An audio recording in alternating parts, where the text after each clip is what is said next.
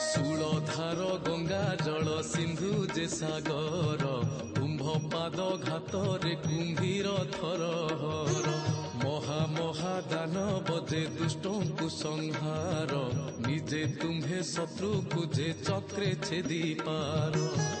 ଭକତର ଛଳେ ତାଙ୍କୁ ପ୍ରାଣେ ମାରୁ ତୁହି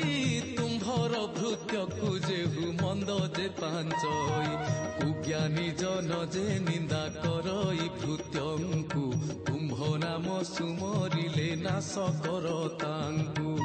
ଭକତ ଆତଙ୍ଗ ଫେଡ଼ି ହେଉ ତୁ ପ୍ରକାଶ କ୍ଷଣେ ହେ ବିଶ୍ରାମ ନାହିଁ ଜଗିଥାଉ ପାଶ